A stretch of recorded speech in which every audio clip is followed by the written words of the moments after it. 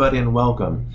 Today I'm going to be talking to you guys about my 29-gallon aquarium, and this is going to be part one of a multi-part series. And in part one, we're going to be talking about planning an aquascape, and then we're going to be talking about the materials and getting the materials, prepping materials that you need for your aquascape. So planning an aquascape, where do you even start? Oftentimes, I think people get very overwhelmed with aquascaping. They see these amazing pictures online, on YouTube, the internet, Instagram, whatever it might be. You see these amazing aquariums, and then you just like, how on earth do you do that? Like, what do I do? And I think a lot of it comes down to planning. You need to have a vision, an idea, a goal to reach with your aquarium. You can't just improv a good aquascaped aquarium, especially, at least I can't. I spend weeks, sometimes months, planning an aquarium well in advance before I even put the first stone in or anything. And I do that just to give myself as much time as possible to process all the different elements of how all of it's going to piece together. And that personally really helps me. Now, each person, everyone's different, so if you have a way that works for you, that's great, just do that. But that's how I do it. I see people that do, escapes in one day. They just get their materials and they put the thing together. I'm like, I can't do that. I need to think it through a bit.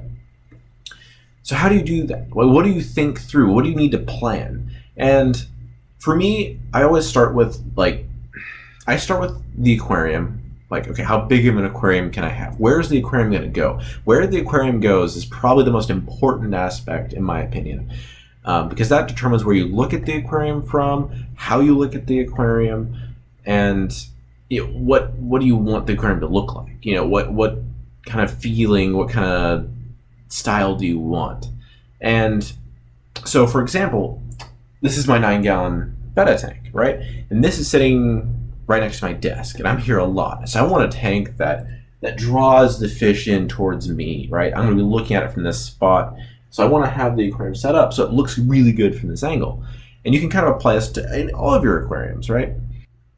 Now, planning out the whole aquarium itself can be a bit daunting. So we need to break down your aquarium into smaller pieces that are easier to manage. So if you look at this tank, or you look at the 29, there's a whole bunch of things that work here, right? There's the substrates that are different. There's aqua soil, and there's sand, and there's rocks, and there's driftwood. All of these parts all combine together to make a really complex looking aquarium. But if you look at each part individually, it's much more manageable. So if you look at just the substrates, okay, there's two. There's sand, and then there's aqua soil. That's much easier to manage, right? It's two, okay, that's fine. So move on to the next thing, rocks.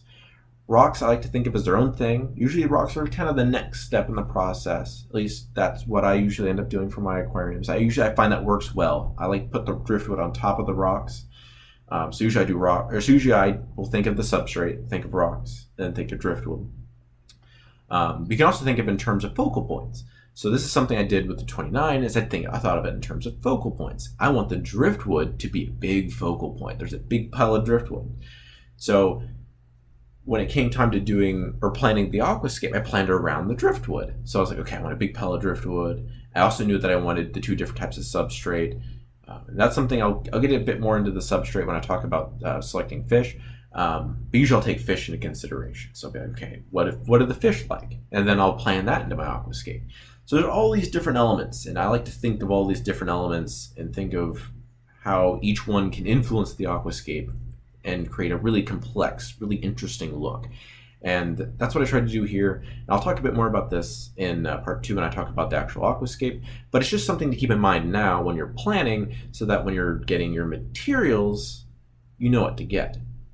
So when it comes to time to getting your materials, you need to have that vision in mind first. It's really important when if you just go to the fish store, right? It's like, I have an aquarium, I just want to put stuff in it. If you go there, you'd be like, wow, look, they have 7 different stones, and they have 2 big piles of driftwood. It's like, what do I even do? How do I even start? What do I do?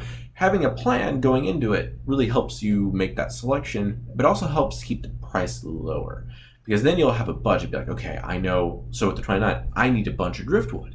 So I have this huge big pile of driftwood, and I know I need a few rocks, and I need to make a wall of rocks to separate the aqua soil and the sand. And so when I'm planning it and I'm going to get the materials, I know about how much I need going into it.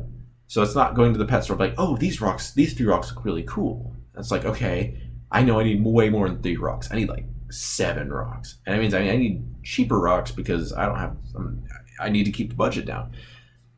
Which brings me to, where do you get your materials from? So rocks, in particular, at pet stores, you're usually really expensive. I've found that they're very expensive. Maybe even $7 a pound. Usually they're pretty expensive, and that's just something that I can't really afford. So I will look to other sources. So another place to get any materials from is going to be to collect them from like your backyard. Just pick up some stones, collect them locally.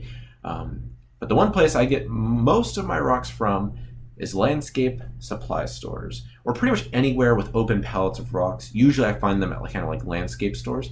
But there they'll have open pallets. You can pick out any rocks that you want.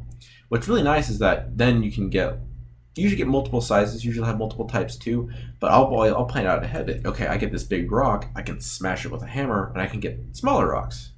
So rather than like, I'll just get all the same size rocks, I can get the whole tier, I can get small, mediums, large. If they only have large, I can smash them up. It works too. Driftwood's a little bit complicated. Usually I don't see driftwood at landscape supply stores. Usually it's kind of like a pet store thing. Maybe I've just gotten really unlucky. I think there's probably some places you can get cheaper driftwood. What I used was locally collected, locally sourced. Make sure you follow local rules and regulations when you pick that up. But that's where I got mine. So all mine was local, and I brought it back. I rinsed it off really well. It's important to know that what they look like, what your hardscape looks like dry, so like whatever your auction driftwood looks like dry, is not what they'll look like underwater. So if you can test that, that'd be great. So if you're at the landscape supply store and have like a little bottle of water and kind of pour it on the rocks and just to see what it'll look like underwater, because you'll be surprised. When I was looking at the zebra stone that I have in here, it's like black and white. It's like this super big contrasting rock. It's really cool. When I looked at it, the landscape store, I didn't bring a bottle of water. It was like gray and kind of white. I was like, oh, okay, it's kind of a dark stone. That'd be fun. And it's like, I washed it off. I'm like, whoa, okay, I wasn't expecting this. Now, it ended up working really well, and I think it looks, I love that stone. I think it's really cool looking. But it's just something to keep in mind that change can actually be pretty drastic. You also have to take into consideration cleaning. You have to make sure everything's clean before you put it in your aquarium, especially with the rocks. Usually driftwood, you'll have to peel off bark. Usually driftwood's not too bad, but rocks can be. So some of the rocks in my tank were a bit oily, and so some of them I'd use dish soap and I had to clean them off pretty good. So you might have to do that depending on how your materials kind of come in. You'll figure it out as you go. So I'll make one quick suggestion when it comes to rock though, and this is something I hear sometimes is like, aquarium safe rock. And a lot of the time when it comes to aquarium safe rock, usually they're talking about a hydrochloric acid test. And this is basically where you take hydrochloric acid, you put a few drops on a rock, and you'll kind of look and see if it fizzes. If it fizzes, it means that the rock is a carbonate base. Like the bulk of the rock is made up of carbonate, usually calcium carbonate, which usually means, again, it will raise your KH of your water. Now, the thing is, that's not always necessarily bad. So I've seen some people do that test, and usually it's good to know if your rocks are going to buffer your water, especially if you're trying to like breed fish or do something where you need soft water. But that's just something to keep in mind. Like, you see people do that test, like that doesn't necessarily tell you if that rock is really aquarium safe. It just tells you a bit about that rock, which is fine. It's just something that I've seen people say, and I just kind of want to point that out, just so you know, if people try to let you know or try to say that their rocks are aquarium safe. Usually that's what that means. Hopefully you found all this very interesting. Hopefully this is helpful, and hopefully this will give you a few tips to help you on your aquascaping career. Stick around for part 2. I'm going to actually get into the aquascape, piecing everything together to make something look really good. And thank you guys so much for watching. If you watched to the end, please consider subscribing so you don't miss out on the next few videos. And I'd also really appreciate a like, especially if you made it all the way to the end. It just lets me know that you guys are like, you're here, you watched it all the way through. That really helps me out.